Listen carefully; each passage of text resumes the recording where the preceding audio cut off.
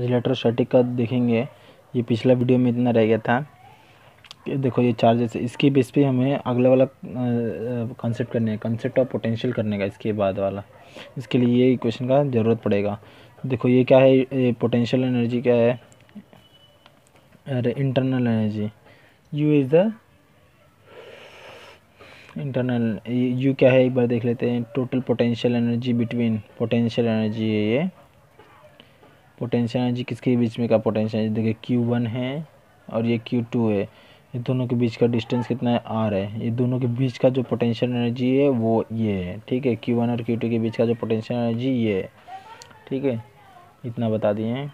इसी के बेस पे हमें अगला वाला कंसेप्ट ऑफ पोटेंशियल करने का, कंसेप्ट ऑफ पोटेंशियल देखने का इलेक्ट्रोस्टैटिक में नेक्स्ट पार्ट देखते हैं इसी इक्वेशन के बेस पे, ठीक है।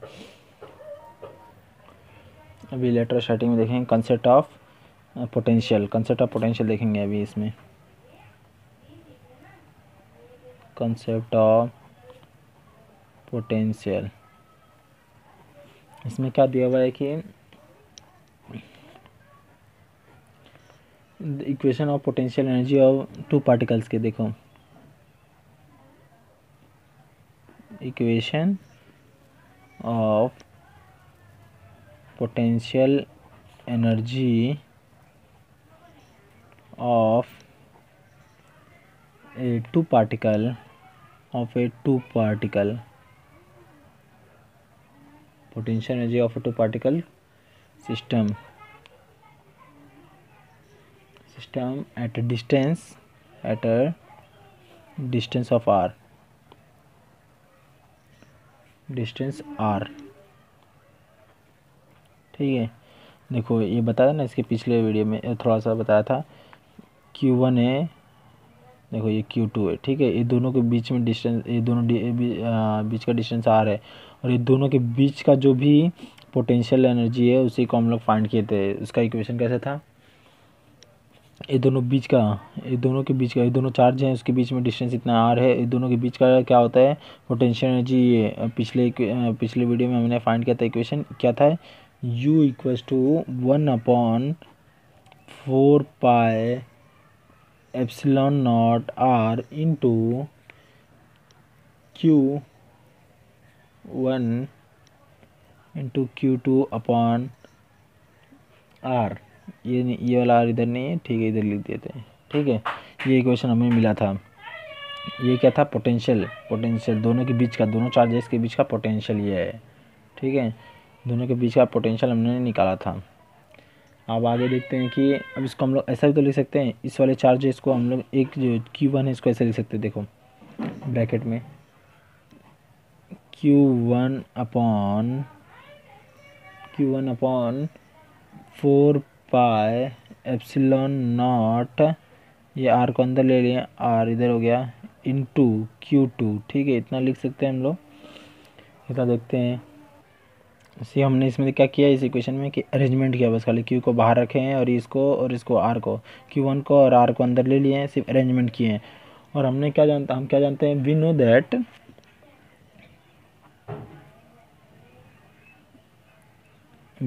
दैट हम लोग क्या जानते हैं कि V इक्वल्स टू इलेक्ट्रोस्टैटिक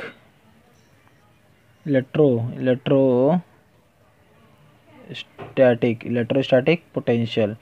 ये हम लोगों ने 11th में पढ़ा था। क्या पढ़ा था कि V को हम लोग डिनोट करते हैं इलेक्ट्रोस्टैटिक पोटेंशियल। V को क्या डिनोट करते हैं, इलेक्ट्रोस्टैटिक पोटेंशियल। वो हम लोगों ने 11th में पढ़ा था। उसका फॉर्मूला क्या था, 11th में हमने 11th में पढ़ा था, तब उसका फॉर्मूला क्या था, ये रिमेंबर। इसी भी इसका कंसेप्ट भी छोटा सा लगेगा, इसी उसका फॉर्मूला याद करने का, बस खाली इसमें फॉर्मूला यूज़ हो रहा है इलेक्ट्रोस्टैटिक पोटेंशियल का। इलेक्ट्रोस्टैटिक पोटेंशियल का फॉर्मूला क्या था 11th में, V equals to 1/4 epsilon not into Q/R। ये था पोटेंशियल, अरे इलेक्ट्रोस्टैटिक पोटेंशियल था, इलेक्ट्रोस्टैटिक पोटेंशियल था। फिर ये डिपेंड किस पे करता था, चार्ज पे और उसके चार्ज के लोकेशन पे, कहाँ उसका पोजीशन है, कितने डिस्टेंस पे, ठीक है। ये जो है इलेक्ट्रोस्टैटिक पोटेंशियल किस पे डिपेंड करता है, इसके चार्ज के ऊपर और उसके लोकेशन के ऊपर कि कहाँ वो है, कितने डिस्टेंस पे है। तो इधर क्या लिख सकते हैं, डिपेंड्स अपॉन चार्ज के ऊपर डिपेंड करता है Q, and location and location of a point at a distance r from it। ठीक है, ये किसके ऊपर डिपेंड होता है? इलेक्ट्रिक पोटेंशियल उसके चार्ज पे, चार्ज के लोकेशन पे, दोनों पे डिपेंड होता है। ठीक है, इलेक्ट्रिक पोटेंशियल। और ये हम लोग ने ये कंसेप्ट 11th में हम लोग ने पढ़ा था, ये कंसेप्ट हम लोग ने 11th में पढ़ा था। अब आगे देखते हैं। अब ये इलेक्ट्रिक पोटेंशियल के मिलने के बाद हमें ये दिख रहा है कि जब हम लोग ने पोटेंशियल एनर्जी निकाला है उसमें देखो ये इलेक्ट्रोस्टैटिक पोटेंशियल के बराबर आ रहा है कि नहीं। देखो ये इलेक्ट्रोस्टैटिक पोटेंशियल के बराबर है, देखो। ठीक है, तो हम लोग इससे क्या कंक्लूड कर सकते हैं कि ये सो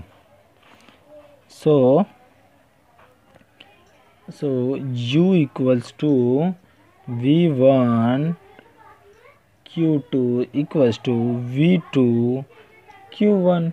क्योंकि देखो ये इसको V1 समझ लेते हैं और ये Q2 है, इसके लिए ऐसा लिख सकते हैं हम लोग ना, ऐसा लिख सकते हैं। और इसको भी लिख सकते हैं, अगर ऐसा कुछ आया अलग आया V2 आया, V2 को मतलब हम लोग इधर Q2 रहा तो Q2 रहा तो इधर Q1 को बाहर ले सकते हैं, तो ऐसे अरेंजमेंट कर सकते हैं हम लोग। तो इसको हम लोग ऐसा लिख सकते हैं, potential energy equals to V1 into Q2। ये इलेक्ट्रोस्टैटिक पोटेंशियल हो जाएगा। ये Q2 ऐसे चार्जेस बाहर लिए थे, इसके लिए हमने इसको अरेंजमेंट किया था इसको कि ये इलेक्ट्रो पोटेंशियल के ऐसा बराबर आ जाए, इसके लिए हमने इसका अरेंजमेंट किया था। इससे हमें क्या इधर क्या है, वेयर V1 एंड वेयर, देखो अभी ये थोड़ा सा दिखा नहीं ना क्या था। इसको कंक्लूड क्या कर सकते हैं, कंक्लूड कर सकते हैं V equals to V1 Q2 equals to V2 Q1। देखो इसको हम लोग ने ऐसे अरेंजमेंट में किया था कि इलेक्ट्रोस्टैटिक पोटेंशियल के बराबर होता है। देखो इलेक्ट्रोस्टैटिक पोटेंशियल के बराबर ही है ये V1, इसको समझ लिया। फिर इंटू Q2, फिर अगर हम लोग का अरेंजमेंट करना रहेगा तो इधर Q2 को अंदर ले लेंगे, Q1 को इधर बाहर ले लेंगे, तो इसको हम लोग समझ V2 हो जाएगा वो। तो ऐसा हम लोग अरेंजमेंट के हिसाब से कर सकते हैं। तो इसके लिए हम लोग ने इसको कंक्लूड किया है कि जो potential energy equals to V1 into Q2 और equals to V2 into Q1। और इसमें क्या है, V1 क्या है, V1 and V2 are potential of charge Q1 Q2, ये दोनों का पोटेंशियल। ठीक है, V1 and V2 is the potential of charge Q1 and Q2, ये दोनों का पोटेंशियल है V1 एंड V2। ठीक है, अब देख लेते हैं इसमें कंक्लूजन क्या मिलता है। कंक्लूजन ये मिलता है कि electrostatic potential energy equals to the electrostatic potential into charge. देखो ये इलेक्ट्रोस्टैटिक पोटेंशियल एनर्जी है, ये electrostatic potential energy equals to क्या, ये इलेक्ट्रोस्टैटिक पोटेंशियल इनटू चार्ज। ये हम लोग को कंक्लूजन मिल रहा है। कंक्लूजन क्या मिल रहा है, कंक्लूजन ये मिल रहा है कि जो भी इलेक्ट्रोस्टैटिक पोटेंशियल एनर्जी है, इलेक्ट्रोस्टैटिक पोटेंशियल एनर्जी, इसको कैसे डिनोट करेंगे, U से डिनोट करेंगे। ठीक है, इसको हम लोग U से डिनोट करें, इक्वल्स टू किसके इक्वल रहेगा, ये इक्वल रहेगा इलेक्ट्रिक पोटेंशियल के बराबर रहेगा। इलेक्ट्रिक इसको ऐसे बोल सकते हैं, इलेक्ट्रिक पोटेंशियल के बराबर पोटेंशियल, इसको हम लोग डिनोट करेंगे V से इंटू चार्ज Q। ये चार्ज Q है ना, ये चार्ज Q है, इसका कंक्लूजन ये निकलता है। ठीक है, अब आगे देखते हैं हम लोग। तो इसको हम लोग ऐसे लिख सकते हैं, since V equals to U upon Q लिख सकते हैं ना, क्योंकि देखो जब ऐसा हो गया तो इसको हम लोग V को अगर V की इलेक्ट्रोस्टैटिक पोटेंशियल की वैल्यू निकालने गए तो Q को नीचे ले लिए, V को ऐसे रख दिए, तो क्या हो गया, इलेक्ट्रोस्टैटिक पोटेंशियल अपॉन चार्ज। ये भी ऐसा कंक्लूजन निकल सकता है। ठीक है, ये भी निकल सकता है, इतना ध्यान में रखें। अब देखेंगे डिफरेंस बिटवीन 2 पॉइंट चार्ज के लिए देखेंगे। ठीक है, difference between 2 point charge, difference between two charge, 2 point के भी डिफरेंस बिटवीन 2 पॉइंट चार्ज के बीच का डिफरेंस देखेंगे। पहले एक कंसेप्ट समझना पड़ेगा। देखो एक चार्ज Q1 हो गया, एक Q1 हो गया, ये Q2 हो गया, ठीक है। इसका कोई पोटेंशियल इलेक्ट्रिक पोटेंशियल रहेगा, V1 हो गया, ये V2 हो गया, इसका भी दोनों का एक पोटेंशियल हो जाएगा।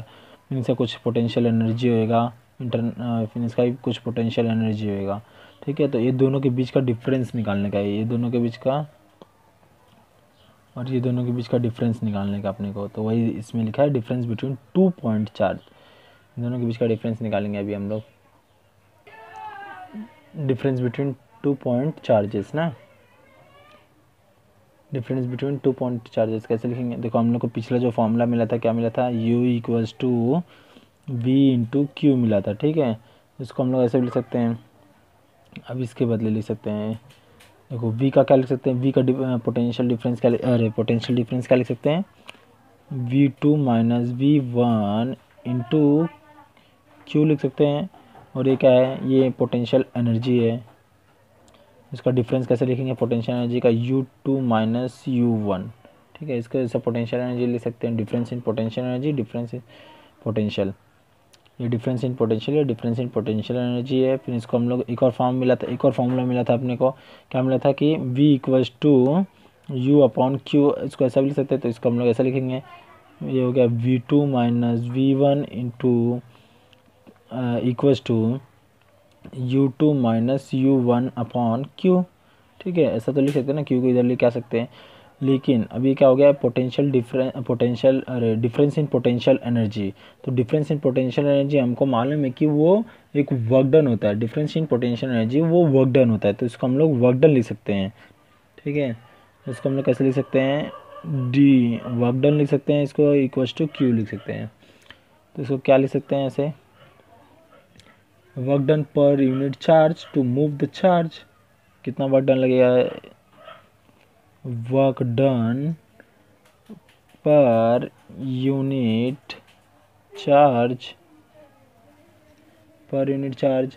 टू मूव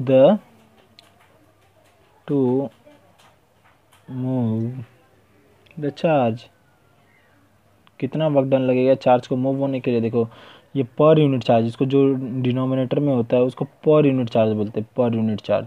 तो work done per unit charge to move the charge कितना लगेंगे, from point 2 to point 1, from point 2 to point 1, कितना हो गया। तो इसको हम लोग, ये क्या हो गया, डिफरेंस इन पोटेंशियल, इसको हम लोग लिख सकते हैं ना, डिफरेंस इन, जो भी डिफरेंस रहता है पोटेंशियल एनर्जी में उसी को वर्क डन बोलते हैं हम लोग, उसी को हम लोग वर्क डन बोलते हैं। इतना समझ में आ गया, आगे देखते हैं। अभी इसी डिफरेंस के इसके ऊपर ही, इसी जो कंसेप्ट है इसी के ऊपर ही हम एक प्रॉब्लम छोटा सा एग्जांपल ले लेते हैं जो कि एग्जाम्स में आते हैं। अभी क्या क्वेश्चन क्या है एग्जांपल का, if 120 joule of work is done in carrying a charge of 6 coulomb from a place where the potential is 10 volt to the another place। मतलब इसमें क्या बोला कि देखो एक चार्ज ए पोजीशन पे है, एक चार्ज बी पोजीशन पे, ठीक है। एक चार्ज ए पोजीशन पे, एक चार्ज बी पोजीशन पे। जब एक चार्ज जब 10 जहाँ ए पोजीशन पे, जब स्टार्टिंग पोजीशन पे उसका 10 वोल्ट है चार्ज, 10 वोल्ट चार्ज है, जब बी पोजीशन पे ट्रैवल करेगा तो उसका चार्ज बी है, उसी को फाइंड करने का है, ठीक है दोनों। और इसके बीच में क्या दिया हुआ है कि क्यू दिया हुआ है, चार्ज दिया हुआ है कि 6 कूलम है, 6 कूलम है। और इसका वर्क डन दे दीजिए, हम लोग को दे दिया 120 जूल, ठीक है। इसका वर्क डन दे दिया है। अभी हमें क्या फाइंड करना है कि इस पर पोटेंशियल कितना होगा, बी पे इसके पोटेंशियल कितने होंगे। इस पर क्या है, ए पे क्या है, पोटेंशियल 10 वोल्ट है, ठीक है, पोटेंशियल 10 वोल्ट है। जब वो ट्रैवल करेगा बी पॉइंट पे, जब ट्रैवल करेगा, जब वो बी पॉइंट पे ट्रैवल करेगा, ठीक है। जब ए पॉइंट पे क्या है कि देखो ए पॉइंट पे क्या है, इसका जो भी पोटेंशियल है 10 वोल्ट है, ए पॉइंट पे 10 वोल्ट पोटेंशियल है। जब वो ट्रैवल करेगा बी पॉइंट पे तो उसका पोटेंशियल कितना होएगा वो फाइंड करने का, उसके लिए चार्ज दिया हुआ है 6 कूलम और वर्क डन दिया हुआ है 120 जूल। तो देखो इसमें गिवन पहले लिखना पड़ेगा, गिवन क्या दिया हुआ है कि कूलम, अरे चार्ज क्या दिया हुआ है, चार्ज 6 कूलम दिया हुआ है, हाँ। फिर उसके बाद वर्क डन कितना दिया हुआ है, वर्क डन जिसको हम लोग डिनोट करेंगे DW से, वो कितना दिया हुआ है 120 जूल, 120 जूल दिया हुआ है। देखो वर्क डन जब भी रहता है वो जूल में रहता है, कभी भी वर्क डन जूल में रहता है। फिर अभी अपने को क्या दिया है, पोटेंशियल। पोटेंशियल मतलब एक V1 एक स्टार्टिंग पोटेंशियल पे देखो फर्स्ट पोजीशन पे क्या है, पॉइंट ए पे क्या है 10 वोल्ट है ना, 10 वोल्ट दिया हुआ है। और जो है पॉइंट 2 पे देखने का है हमें कितना पोटेंशियल मिलता है, तो इसके लिए हमने उसको क्वेश्चन मार्क डाले हैं। तो उसके लिए फॉर्मूला हमने दिया था, पिछले रिलेशन देखा था हमने V2 minus V1 equals to U2 minus U1 upon Q। तो इसको वर्क डन बोलते हैं, चेंज इन पोटेंशियल एनर्जी को क्या बोलते हैं, वर्क डन बोलते हैं। तो ये हमें एक रिलेशन मिला था। तो फॉर्मूला क्या अपने पास है, फॉर्मूला क्या है, V2 minus V1 equals to dW/Q। अभी हमें क्वेश्चन में देखना पड़ेगा, Q भी दिया हुआ है, वर्क डन भी दिया हुआ है, V2 की वैल्यू V1 की वैल्यू दिया है, V2 की वैल्यू फाइंड करने का है। तो हम लोग क्या कर सकते हैं, तो V2 को ऐसे का ऐसे रखना पड़ेगा, V2 को फाइंड करने का ना, V2 को ऐसे का ऐसे रखना पड़ेगा, V1 को उधर लेके जाएंगे प्लस हो जाएगा dW/Q प्लस V1 हो जाएगा। तो इसको हम लोग कैसे लिख सकते हैं, देखो V2 को ऐसे कैसे रखेंगे और V1 को उस साइड ले जाएंगे प्लस हो जाएगा। इसको देखो चेंज इन वर्क डन, अरे ये वर्क डन हो गया अपॉन चार्ज हो गया। तो इसको हम लोग क्या लिख सकते हैं, पुट करेंगे V2 equals to work done कितना दिया हुआ है, वर्क डन 120 दिया हुआ है, 120 दिया हुआ है, चार्ज कितना दिया हुआ है 6 कूलम दिया हुआ है, प्लस V1 कितना दिया हुआ है, V1 10 वोल्ट दिया हुआ है। जब इसको सॉल्व करेंगे तो हमें क्या मिलेगा, ये V2 इक्वल्स टू क्या मिलेगा 30 वोल्ट मिलेगा। ठीक है, ये था इसका सॉल्यूशन। इस एग्जांपल्स के इस डिफरेंस के ऊपर एक एग्जांपल लिए थे हम लोगों ने, डिफरेंस बिटवीन 2 पॉइंट चार्ज के ऊपर। तो इससे हम लोग को V2 मिल गया, क्योंकि 10 जब V1 10 ए पे था तो 10 वोल्ट था, जब V2 पे जाएगा तो उसका 30 वोल्ट हो जाएगा। ठीक है, पोटेंशियल हो जाएगा पोटेंशियल। ठीक है, इतना कंसेप्ट समझ में आया। अब आगे का कंसेप्ट देखते हैं। अब देखते हैं हम relation between electric field and electric potential के बारे में। क्या देखते हैं अभी, electric field relation between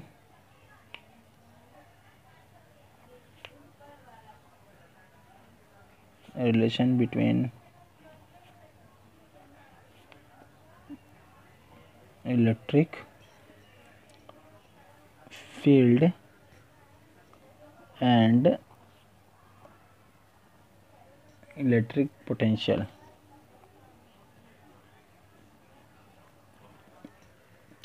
electric potential और इलेक्ट्रिक फील्ड के बीच का रिलेशन देखते हैं। इलेक्ट्रिक फील्ड और इलेक्ट्रिक पोटेंशियल के बीच का रिलेशन देखेंगे हम लोग। इससे हमें क्या मालूम, पहले क्या है कि we know that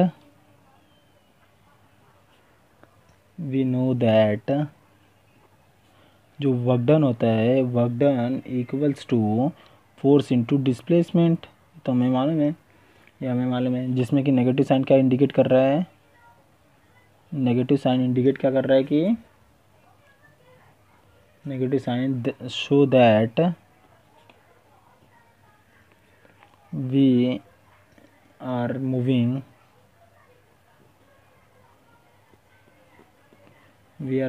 the charge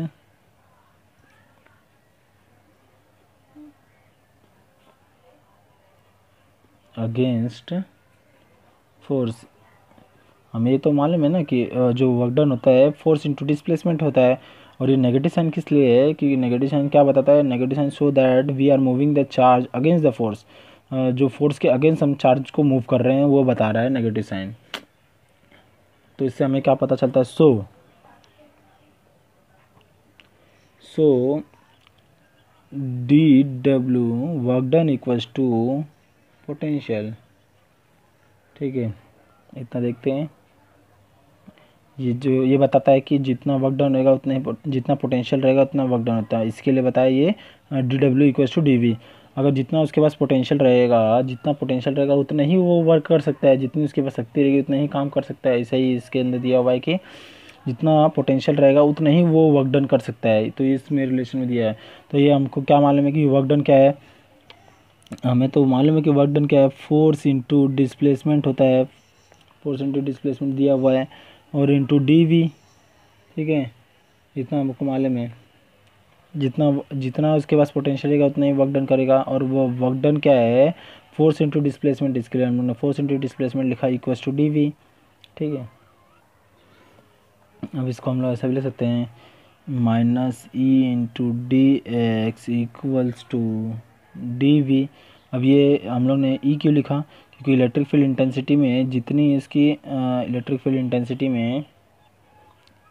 intensity में जितना उसका पावर होगा उतना ही उसका फोर्स होगा ना। इलेक्ट्रिक फील्ड इंटेंसिटी में जितना उसका पावर होगा उतना ही उसका फोर्स होगा, इसके लिए हम लोग ने ई लिखा, इसको E into D X equal to D V लिखा। और हमें ये भी मालूम है, क्या मालूम है, therefore E equal to D V upon D X, इसको ऐसा भी लिख सकते हैं ना, E equal to minus D V upon D X लिख सकते हैं, ऐसा भी लिख सकते हैं हम लोग। ये दोनों चार्जेस, इसका मैं एक कंसेप्ट फिर से समझा देता हूँ आपको। देखो ये प्लस चार्ज है और ये माइनस चार्ज है, ये दोनों के बीच में जो फोर्स होएगा, इलेक्ट्रोस्टैटिक फोर्स होएगा, वही उसकी इंटेंसिटी भी होगी ना। इलेक्ट्रोस्टैटिक जो फोर्स होएगा वही इसकी इंटेंसिटी भी होगी, इंटेंसिटी ऑफ फील्ड, इसके लिए हम लोगों ने ई लिखा है। तो इलेक्ट्रोस्टैटिक फोर्स को जो भी रहेगा वो इसके बराबर ही रहेगा, इसके लिए हम लोग इसको ई के एफ के बदले ई लिख सकते हैं। इतना समझ में आ गया। और ये रिलेशन बन गया ई इक्वल्स टू ई को ऐसे कैसे रखेंगे, D X D V by D X और माइनस इधर लगा दिए, इतना हो गया रिलेशन। इतना देखते हैं तो इस इक्वेशन से हमें क्या मिल गया, रिलेशन मिल गया दोनों के बीच का। किसके बीच का, इलेक्ट्रिक फील्ड और इलेक्ट्रिक पोटेंशियल। ये इलेक्ट्रिक फील्ड हो गई और ये भी हो गया इलेक्ट्रिक पोटेंशियल हो गया, और ये किसी भी चार्ज का डिस्प्लेसमेंट हो गया। तो दोनों के बीच का रिलेशन मिल गया, relation between electric field and electric potential. ये बहुत ही इंपॉर्टेंट कॉन्सेप्ट है। देखो दोनों के बीच का रिलेशन मिल गया।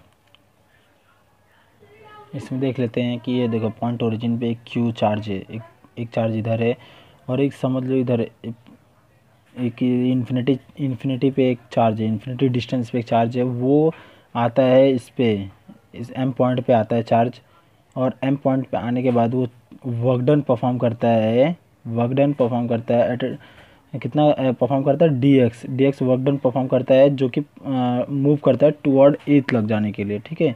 और इसका ओरिजिन से लेके एथ लग का डिस्टेंस दिया हुआ है आर, ठीक है।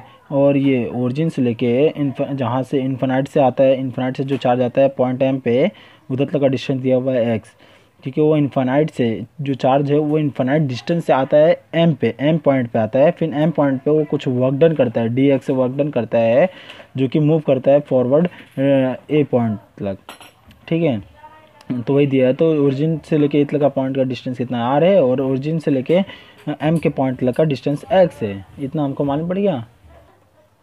अब इसमें क्या कंसिडर किया, देखो let a point charge Q located at a point O, जो पॉइंट क्यू चार्जेस है वो लोकेटेड है पॉइंट ओ पे, जो कि ओरिजिन पे लोकेटेड है। जो ये वाला चार्ज है पॉइंट ओ पे लोकेटेड है, इसके लिए हमने लिखा है अ पॉइंट चार्ज प्लस क्यू। अ पॉइंट चार्ज जो क्यू है वो लोकेटेड है एट अ पॉइंट ओ, ये बताया गया है। नेक्स्ट पॉइंट देखते हैं, we need to determine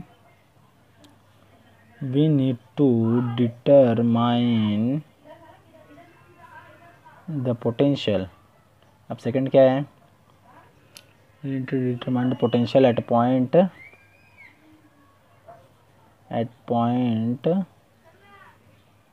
A at a distance r from it। इसमें क्या दिया है, we need to determine the potential at a point A at a distance r from it। अब हमें पॉइंट ए पे जितना ही पोटेंशियल हो रहा है इस पे डिटरमाइन करने है, इस पे कितना पोटेंशियल है, पॉइंट ए पे कितना पोटेंशियल है उसको हमको फाइंड करने का है at a distance of R. यही हमें निकालना है, क्या निकालने है, पोटेंशियल को डिटरमाइन करने का है। इस पे ए पॉइंट पे कितना पोटेंशियल है वही डिटरमाइन करने का। तो इसके लिए लिखा हुआ है we need to determine the potential at a point A at a distance R from it, ठीक है। इतना पता चला अपने को। अब नेक्स्ट पॉइंट देखते हैं।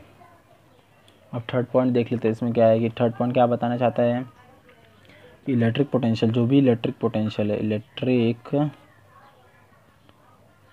Potential at point A is amount of work done per unit charge.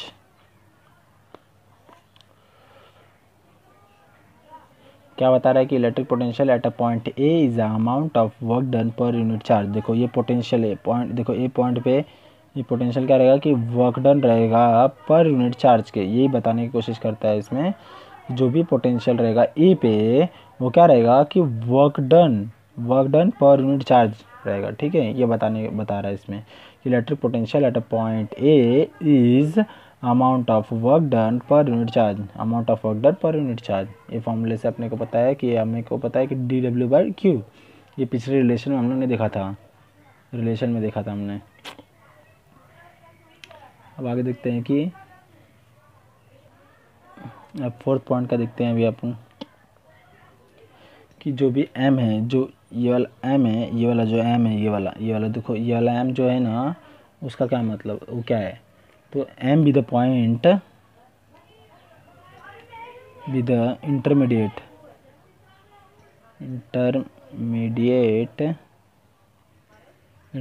path है जो between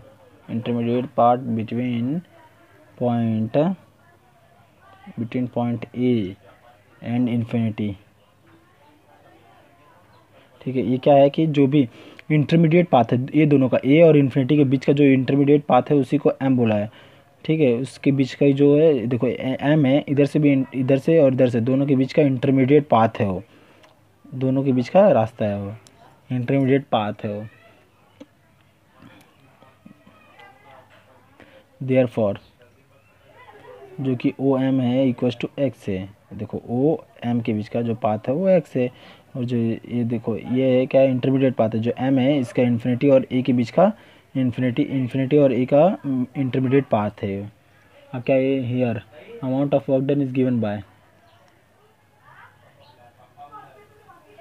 here the amount of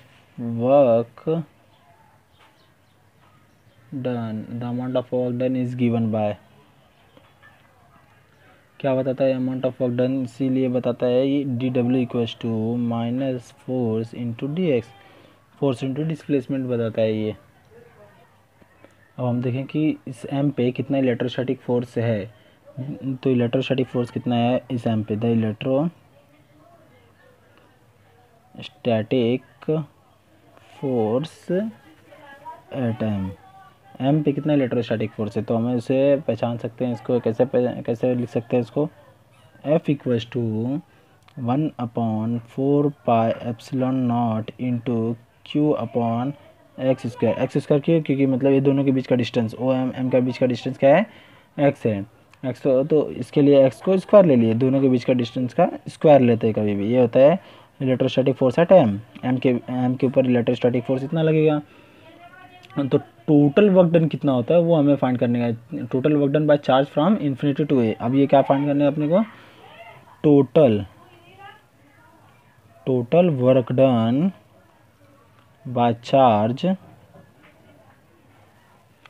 done by charge, from infinity to A, के बीच का कितना चार्ज है, टोटल वर्क डन कितना हुआ है इन्फिनिटी से लेके ए तक पॉइंट तक चार्ज ने कितना वर्क डन किया है वो हमें फाइंड करने का। तो वो कैसे फाइंड होगा अपने को, तो u इक्वल्स टू, देखो इसका डिस्टेंस कितना है, इतने के बीच का डिस्टेंस r है ना, तो इसके लिए देखो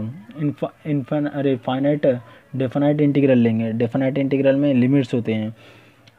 देखो अपने को लेने का इन्फिनिटी से लेके r तक का लेने का वर्क डन फाइंड करने का, इतने तक का वर्क डन फाइंड करने का है, जिसमें कि फोर्स क्या दिया, वर्क डन का क्या होता है फॉर्मूला, फोर्स इंटू डिस्प्लेसमेंट। ये फोर्स क्या है कि जो भी ये है ना इतना वर्क डन करेगा, तो ये अगेंस्ट कर रहा है ना, फोर्स इलेक्ट्रोस्टैटिक फोर्स के अगेंस्ट ये वर्क डन कर रहा है, क्योंकि दोनों का सेम चार्जेस है, डबल प्लस क्यू है, अगेंस्ट कर रहा है इलेक्ट्रोस्टैटिक फोर्स के, तो इसके लिए ये फोर्स के अगेंस्ट है वर्क डन हो रहा है जो फोर्स इंटू डिस्प्लेसमेंट, तो इसके लिए माइनस फोर्स लिखा हुआ है। तो हम लोग इसको कैसे लिख सकते हैं, अब इसको लिख सकते हैं, देखो डेफिनाइट का मतलब होता है, डेफिनाइट मतलब ये दोनों के बीच का जो भी वर्क डन हो रहा है, मतलब इसमें लिमिट देगा कि इसके और इसके बीच में जो हो रहा है ना वर्क डन, उसको फाइंड करना है, इसके लिए डेफिनाइट इंटीग्रल है, तो इसके लिए लिमिट दिया इन्फिनिटी से लेकर r तक हमको वर्क डन फाइंड करने का है। तो हमको वर्क तो मालूम है कितना है, वर्क है 1 अपॉन माइनस, ये देखो माइनस इसका 1/4πε0 into Q upon x square, देखो ये एक्स स्क्वायर हो गया इंटू डी एक्स, ये तो डी एक्स इसका हो गया, ये एक्स स्क्वायर इसका हो गया, ये जो डिस्टेंस ये इलेक्ट्रोस्टैटिक फोर्स का हो गया। अब आगे सॉल्व करते हैं, तो आगे का क्या हो जाएगा, ये देखो ये कांस्टेंट हो गया पूरा, ये पूरा कांस्टेंट हो गया क्योंकि ये एक्स के साथ एक्स को ही लेना पड़ेगा, ये तो ये सब कांस्टेंट हो गया, इसको बाहर ले लेंगे हम लोग। ये क्या हो जाएगा, minus Q upon 4 pi epsilon not integrate infinity to R into 1 upon x square into D X हो जाएगा। इतना हो गया, कितना हो जाएगा, ये कांस्टेंट है, ये कांस्टेंट है, इसके लिए बाहर निकल गया, ये x के साथ x को ही लेना पड़ेगा, तो इसके लिए कांस्टेंट को बाहर ले लिया हम लोग ने, तो इन्फिनिटी टू आर तक लिमिट लेंगे, 1 अपॉन एक्स स्क्वायर ले लेंगे इंटू डी एक्स ले लेंगे।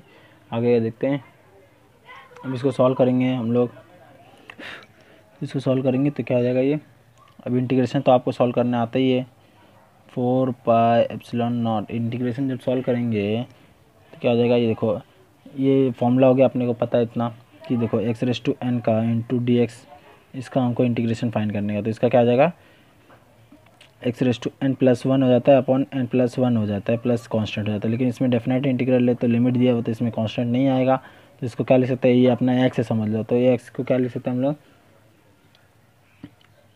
देखो जब इसका डायरेक्ट लिख सकते हैं हम लोग ने 1 अपॉन एक्स का है माइनस 1 अपॉन एक्स लिख सकते हैं, इसका इंटीग्रेशन फाइंड करेगा तो ये हो जाएगा, और लिमिट क्या है इन्फिनिटी टू आर है, ठीक है इन्फिनिटी टू आर है। फिर इसको हम लोग फर्दर सॉल्व करेंगे इसके आगे, तो क्या मिलेगा 4 पाई एप्सिलॉन नॉट, अब लिमिट पुट करेंगे, upper limit minus lower limit, तो अपर लिमिट क्या है, अपर लिमिट क्या है -1 अपॉन एक्स की जगह पे आर लिख देंगे, फिर ये माइनस पहले से तो प्लस हो जाएगा, ये 1 अपॉन इन्फिनिटी हो जाएगा, फिर अपन इसको ये जो माइनस इसको अंदर इंटू कर लेंगे, अंदर इंटू कर लेंगे तो क्या हो जाएगा q upon 4 pi epsilon not into 1 upon, जब माइनस इंटू का तो ये माइनस माइनस प्लस हो जाएगा, और ये माइनस 1 अपॉन इन्फिनिटी क्या आ जाएगा, ये माइनस में जाएगा। फिर इसके फर्दर जाएंगे, इसके आगे का करेंगे सॉल्यूशन, तो ऐसे हो जाएगा 4 pi epsilon not 0 into 1 upon R हो जाएगा, और क्योंकि ये 0 हो जाएगा, ये हमें रूल मालूम है कि क्या होता है इन्फिनिटी क्या होता है, 1 अपॉन इन्फिनिटी होता है 0 होता है, 1 अपॉन इन्फिनिटी क्या होता है 0 होता है, 1 अपॉन इन्फिनिटी 0 होता है कभी भी। और ये कैसे किया हम लोग, एक बार आपको मैं फिर से बता देता हूँ, ये वाला जो इंटीग्रेशन आपको अगर डाउट होगा तो क्या लिख सकते हैं, इसको इंटीग्रेशन एक्स रेस टू -2 लिख सकते हैं, इंटीग्रेट कर देंगे इसको, इंटीग्रेट करने के बाद क्या लिख सकते हैं इसको, जब इंटीग्रेट कर देंगे एक्स रेस टू -2 को ऐसे कैसे लिया +1, ये तो n हो गया है +1 अपॉन -2 +1 हो गया, ठीक है, तो इसको कैसे लेंगे हम लोग, अब इसका लेंगे इधर दिखता है एक्स रेस टू -1 क्या होता है, अरे -2 + 1 क्या होता है, -2 + 1 क्या लिख सकते हैं हम लोग इसको, एक्स रेस टू -1 लिख सकते हैं, और इसको क्या लिख सकते हैं, इसको भी -1 लिख सकते हैं। जब ये देखो ये 1 एक्स रेस टू मिलेगा, इसके लिए हम लोगों ने इसको लिखा है, इसका इंटीग्रेशन सॉल्व किए तो ये आया -1 अपॉन एक्स आया, तो देखो -1 अपॉन एक्स आ गया, इसीलिए इसको इंटीग्रेशन ऐसे सॉल्व होता है। फिर हम लोग ये देखो हम लोग को पूरा वर्क डन कैसे मिलता है, इसको हम लोग ऐसा लिख सकते हैं, पेजेस को ऐसा बना सकते हैं,